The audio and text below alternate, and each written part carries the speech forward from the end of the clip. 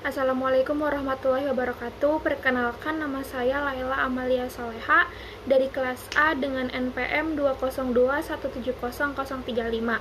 Di video kali ini saya akan menerangkan atau menjelaskan mengenai tindak korupsi di Indonesia beserta asal muasal seseorang dapat melakukan tindak korupsi dan juga peran kita sebagai masyarakat dalam mengatasi dan mencegah fenomena korupsi tersebut. Pemirsa, KPK menetapkan tersangka baru terkait kasus dugaan suap di Dinas PUPR untuk Kabupaten Muara Enim. Korupsi secara harfiah merupakan kebusukan, keburukan, kejahatan, ketidakjujuran, dapat disuap, tidak bermoral, dan penyimpangan dari kesucian. Sedangkan menurut Purwodarminta, korupsi merupakan perbuatan yang buruk seperti penggelapan uang, penerimaan uang sogokan, dan lain sebagainya. Perilaku koruptif merupakan segala hal yang berkaitan dengan sikap, tindakan, dan pengetahuan seseorang ataupun sekelompok orang yang menjebakkan dirinya pada perbuatan korupsi. Sering kali dalam kehidupan sehari-hari, kita sebagai manusia tidak menyadari bahwasanya kita telah melakukan tindakan korupsi sekecil apapun tindakan tersebut. Sebagai contoh, yang pertama adalah pelanggaran lalu lintas. Kita melanggar peraturan lalu lintas yang kita lakukan dalam kehidupan sehari-hari, seperti kita melanggar lampu merah ataupun kita menyeberang tidak pada zona penyeberangan, itu merupakan hal kecil yang menyebabkan tindak korupsi yang kita lakukan. Selanjutnya adalah suap menyuap untuk kelancaran izin, seperti halnya kita menyuap dalam pembuatan SIM, pembuatan KTP, dan lain sebagainya. Lalu kita memberikan tips kepada aparat, seperti halnya ketika kita membuat akte kelahiran ataupun kita membuat KTP, kita memberikan tips kepada pihak aparat yang berwenang seperti memberikan mereka uang ataupun hal yang lainnya. Yang terakhir, yang sering kita lakukan tetapi kita tidak pernah menyadarinya adalah kebiasaan telat. Berikut merupakan kasus-kasus korupsi terbesar di Indonesia yang bahkan dari beberapa kasus tersebut belum terselesaikan hingga saat ini.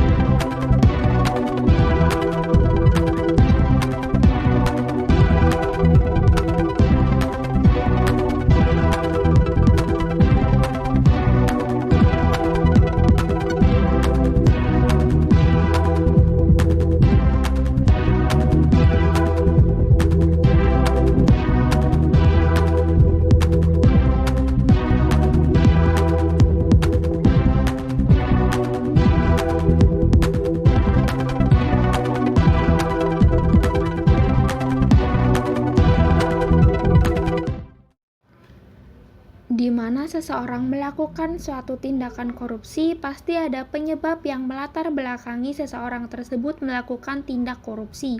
Yang pertama adalah faktor penyebab internal. Bisa jadi sifat tamak ataupun rakus manusia yang tertanam dalam setiap diri individu. Hal itu terjadi ketika seseorang memiliki hasrat besar untuk memperkaya dirinya dan tidak pernah merasa puas terhadap apa yang telah ia miliki. Lalu yang kedua adalah gaya hidup konsumtif. Pada era modern ini, terutama kehidupan di kota-kota besar merupakan hal yang sering mendorong terjadinya gaya hidup konsumtif. Oleh karena itu, apabila perilaku konsumtif tersebut tidak diimbangi dengan pendapatan kita yang memadai, hal tersebut akan menimbulkan atau membuka suatu peluang seseorang untuk melakukan berbagai tindakan demi memenuhi hajatnya sendiri. Salah satu kemungkinan tindakan tersebut adalah dengan melakukan korupsi. Lalu ada faktor eksternal seperti hanya faktor ekonomi. Seseorang melakukan tindakan korupsi di latar belakangi pastinya adalah kehidupan ekonominya yang kurang. Orang tersebut merasa walaupun kehidupan ekonominya di hadapan orang-orang banyak itu sudah baik, tetapi orang tersebut selalu berkata bahwa dirinya itu kekurangan dalam aspek ekonomi. Hal tersebut dikarenakan bisa jadi karena moral mereka yang tidak kuat atau gaya hidup mereka yang konsumtif, seperti halnya pada faktor internal tadi. Upaya pencegahan yang dilakukan oleh pemerintah dalam menangani kasus tindak korupsi, yang pertama adalah kebijakan dan penegakan hukum pidana. Seperti contoh berikut yang merupakan sikap tegas pemerintahan Cina terhadap seseorang yang melakukan tindak pidana korupsi. Perang melawan korupsi dilakukan di mana-mana. Salah satu negara yang paling tegas menghukum koruptor adalah Cina. Negeri tirai bambu tidak sungkan menjatuhi koruptornya dengan hukuman mati. Korupsi. Perbuatan yang merugikan negara ini terjadi di berbagai negara di dunia. Karenanya, perang melawan korupsi pun berkumandang di mana-mana, baik negara maju maupun negara berkembang. Hukuman berat pun tak segan-segan dijatuhkan. Di Cina, pengadilannya tak sungkan memberikan hukuman mati bagi para koruptor. Mantan Menteri Kereta Api Cina Liu Zixun salah satunya. Ia divonis hukuman mati dengan penangguhan selama 2 tahun oleh pengadilan Cina pada Juli 2013 lalu. Liu terbukti melakukan suap dan penyalahgunaan wewenang. Liu Zixun merupakan pejabat tertinggi yang tersandung kasus korupsi sejak Presiden Xi Jinping berkuasa di Cina. Setelah menonton video tersebut, pastinya teman-teman dapatlah memahami bagaimana kebijakan dan penegakan ataupun pemberantasan korupsi yang terjadi melalui penegakan hukum pidana.